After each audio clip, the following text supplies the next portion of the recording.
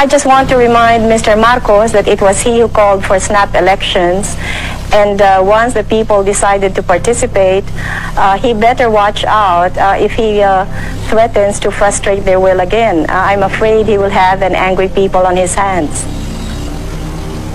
Mrs. Aquino, you keep making what sometimes sound like veiled threats and sometimes not so veiled. What do you mean he'd better watch out? Well, all along I have asked the people, not to engage in any violence. And so far they have listened to me. And if you may recall, just after my husband was assassinated, I did go on radio in our country, and I asked the people, to observe peaceful means and not to resort to violence, and they did obey me.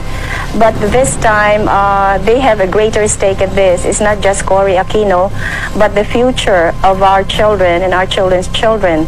So if they think that they have been cheated out of an election, I'm afraid they might not listen to me anymore if I still insist on going about this peacefully. Well, let me put it to you this way. You are running for president of the Philippines. You are putting yourself forward as the leader of your nation.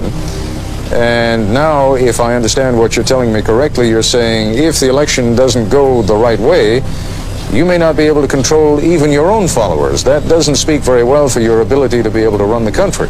Well, Ted, the people who are with me now are so convinced that I will win. And if Marcos resorts to terrorism or to gross cheating, then the people who have supported me may finally think that the electoral process is just not advisable anymore. Are you raising the specter, the possibility of something approaching even civil war? No, not civil war, as long as I can manage it. In fact, I have said that if Mr. Marcos cheats me out of this election, then I will call for daily demonstrations. However, if these daily demonstrations will still not get us the desired results, then I am afraid that the people might not listen to me anymore.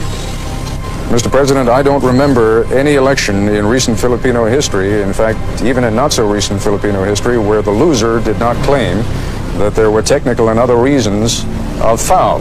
So, and perhaps you remember one, but I don't. I think you're right. Filipinos are not known to be good losers. They're always our great losers, and they never concede. But in this particular matter, Ted, I am so certain of victory that these declarations of my opponent that there will be a civil war in this country indicate how desperate they are. I certainly am concerned about your attitude that you feel that there would be cheating if I win, and there would be no cheating if she wins. No, I think it's the other way around. I realize it is a hypothetical question, but in every election, someone has to win, someone has to lose, and I wonder if you would address the hypothetical question, though. If you lose, will you stand down? I have never thought of it, but certainly if there is no question which nullifies the results of the election, as I said, I will perform my duty as president in accordance with